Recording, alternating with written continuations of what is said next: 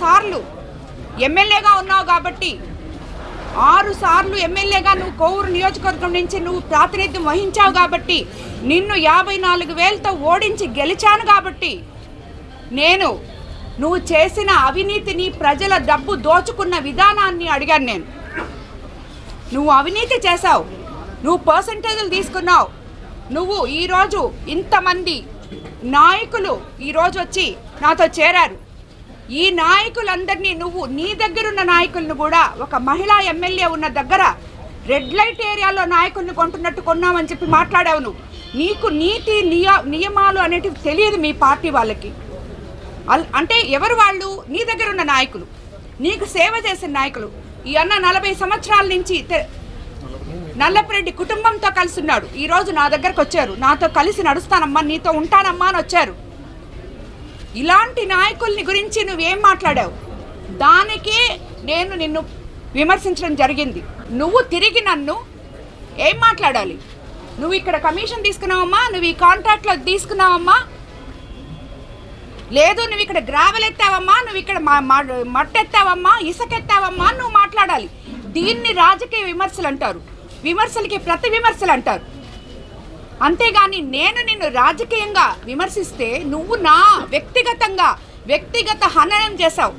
అసలు నీకేం హక్కు ఉందని ఒక మహిళ గురించి మాట్లాడడానికి సభ్య సమాజం తలదించుకునేలాగా 10 మందిని వేసుకొని నువ్వు ఎలా మాట్లాడగలవు?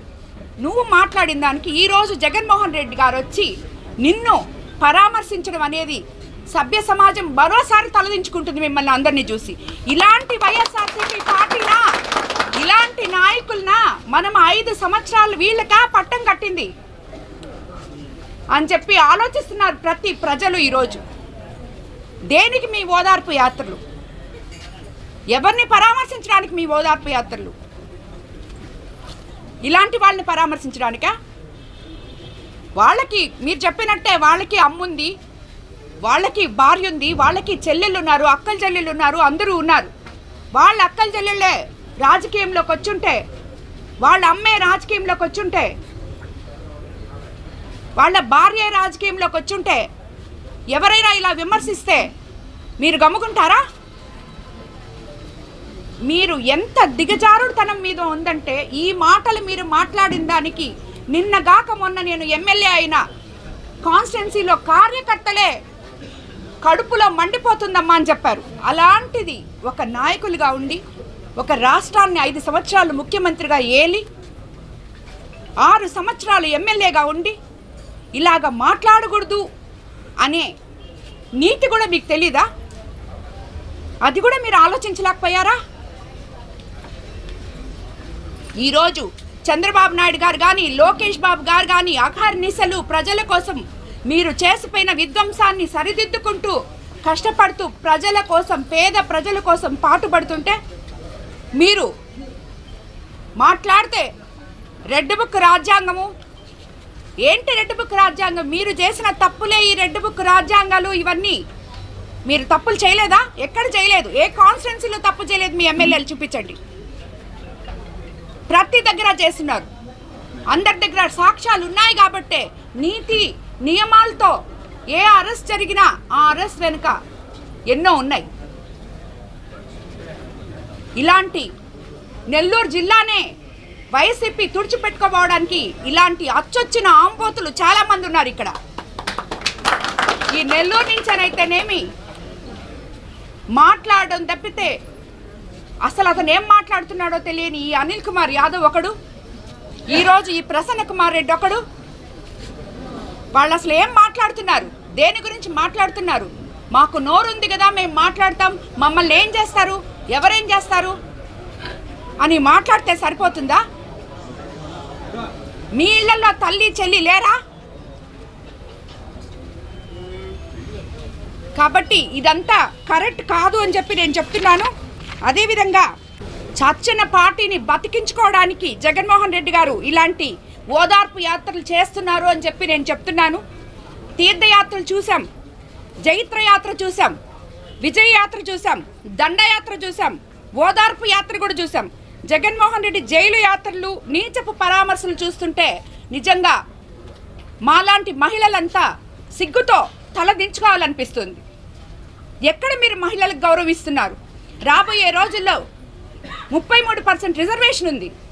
ఎంతోమంది ఉన్నత కుటుంబాల్లోంచి స్త్రీలు బయటకు వచ్చి రాజకీయాల్లో అడుగుపెట్టబోతున్నారు.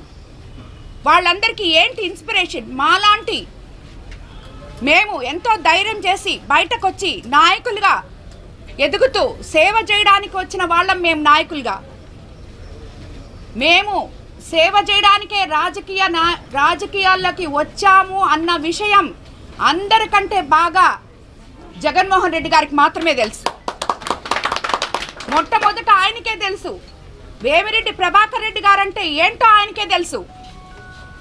ఈరోజు ఈపీఆర్ గారు ఇక్కడ నెల్లూరులో క్వాడ్స్, ఇసుక, సిలికా చేస్తున్నాడని మాట్లాడుతున్నాడు. ఈరోజు మాట్లాడాడు ఆయన. ఎవరో స్క్రిప్ట్ రాసిస్తే చదువుకున్నట్టున్నారు. లేకపోతే నిన్న రాత్రే చెప్పారు క్లియర్గా ఈపీఆర్ గారు, నాకు క్వాడ్స్కి ఎటువంటి సంబంధం లేదు, 400 కోట్లతో 500 కోట్లతో ఫ్యాక్టరీ పెట్టబోతున్నాను, ఆ ఫ్యాక్టరీ యువతకి ఉపాధి కల్పిస్తుందని, అది కూడా మారుమూల గ్రామాల్లో పెట్టబోతున్నాం, దానికోసం నేను ఫలాంటి చేశాను. ఈరోజు ఇటువంటి నీచులందరూ మాట్లాడిన మాటల కోసం నాకు అవసరం లేదు, నేను దాన్ని వదిలేస్తున్నాను అని చెప్పి నిన్ననే ప్రెస్ మీట్ పెట్టడం జరిగింది. అందరికన్నా ముఖ్యంగా వేమిరెడ్డి ప్రభాకర్ రెడ్డి గారు ఏంటో, ఆయన నీతి నిజాయితీ ఏంటో, ఆయన ఎక్కడి నుంచి ఆయనకి ఆదాయం వస్తుందో అన్నీ జగన్మోహన్ రెడ్డి గారికి తెలిసినంత బాగా ఇంకెవరికి తెలియదు. అటువంటి ఆయన పక్కన నలుగురిని పెట్టుకొని ఈరోజు వీపీఆర్ గురించి మాట్లాడడం నిజంగా చాలా హాస్యాస్పదంగా ఉంది. ఇది ఒక్కటే కాదు, చంద్రబాబు నాయుడు గారు ఎక్కడెక్కడి నుంచో లోకేష్ బాబు గారు పరిశ్రమలు తీసుకొచ్చి మన దగ్గర పెట్టి మన బిడ్డలకి ఉపాధి కల్పించాలని చూస్తుంటే వీళ్ళు మేమొస్తే అది చేస్తాం, మేమొస్తే ఇది చేస్తాం అంటే ఏమని మీరు చేసేది? రాబోయే ఇండస్ట్రీని వాళ్ళకందరికీ బెదిరిస్తున్నారా మీరు? ఈ బెదిరింపులు ఎవరు వినరు, ఎవరు బెదిరిపోరు. అన్నిటికన్నా ముఖ్యంగా మీరు ఈ మాదిర జైలు యాత్రలు చేస్తుంటే 3 రోజుల నుంచి పోలీసులు ఒళ్ళు హోనం చేసుకొని తిరుగుతున్నారు. ఎందుకు తిరుగుతున్నారు? మీకొచ్చే జనాన్ని ఆపడానికి కాదు వాళ్ళు తిరుగుతుండేది. మీ దగ్గరికి డబ్బులు ఇచ్చి తోలించుకున్న జనాన్ని ఎక్కడ ఎవరికి దెబ్బలు తగులుతాయో మీకైతే మీ మనుషులు, మాకు అందరూ చంద్రబాబు నాయుడు గారి ప్రభుత్వంలో ప్రతి మనిషి ఆయనకి కావాల్సినోడే. వైఎస్ఆర్సీపీ మనిషా, తెలుగుదేశం మనిషా, ఇంకొక పార్టీ మనిషా అని చూడరు. ప్రతి మనిషి క్షేమం కోరుకునే నాయకులు చంద్రబాబు నాయుడు గారు. దానివల్ల ఏ మనిషి కూడా ఇబ్బందులు పడకూడదు అనే ఉద్దేశంతో ఈ పోలీస్ ప్రొటెక్షన్ ఇచ్చారు. అంతేగాని మీ మనుషులు వస్తున్నారు వాళ్ళని ఆపాలి, ఈ మనుషులు వస్తున్నారు వాళ్ళని తరమాలి, అది కాదు మా ఉద్దేశం. ఏ మనిషి కూడా ఇబ్బంది పడకూడదు.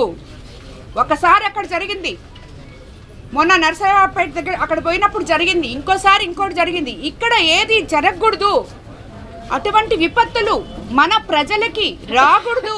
మనం అధికారంలో ఉన్నప్పుడు ప్రజల్ని క్షేమంగా చూసుకోవాలి అనే ఉద్దేశంతో ఇంత పోలీస్ ప్రొటెక్షన్ పెడితే ఆ పోలీసుల గురించి ఎట్టబడితే అట్టు మాట్లాడుతున్నారు. ఆంధ్రప్రదేశ్కి జగన్మోహన్ రెడ్డి గారు ఒక సైంధవుల్లాగా వ్యవహరిస్తున్నారు.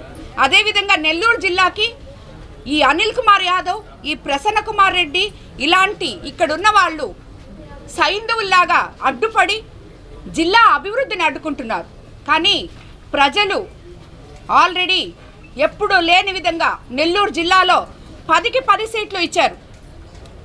అదే మాదిర ఎప్పుడూ కంటిన్యూ అవుతుంది. ఎందుకంటే జనానికి తెలుసు మీరేంటో, మీ ప్రవృత్తి ఏందో, మీ వృత్తి ఏందో. ఏ రోజైతే ఒక మహిళ చేత మీరు తల్లి కావచ్చు, చెల్లి కావచ్చు, చెల్లి వరుస కావచ్చు, ఏ మహిళ చేత అయితే మీరు కన్నీళ్లు పెట్టించారో ఆ మహిళల ఉసురు ఊరికే పోదు. భగవంతుడు అనేవాడు ఉన్నాడు, ఆయనే చూసుకుంటాడు మీరు చేసే తప్పులన్నీ. కానీ మరోసారి నేను చెప్తున్నాను, జగన్మోహన్ రెడ్డి గారు ఇది కరెక్ట్ కాదు. ఇలాంటి నాయకుల్ని సమర్థించబాకండి. ఇలాంటి నాయకుల్ని సమర్థిస్తే ఇప్పుడే కాదు, ఇంకా ఒక 30 ఏళ్ళు కూడా మీరు అధికారంలోకి రాలేరు. ఎందుకంటే మాట్లాడే వాళ్ళని తప్పు చేసినప్పుడు నువ్వు తప్పు చేశావు అని చెప్పేవాడే నాయకుడు.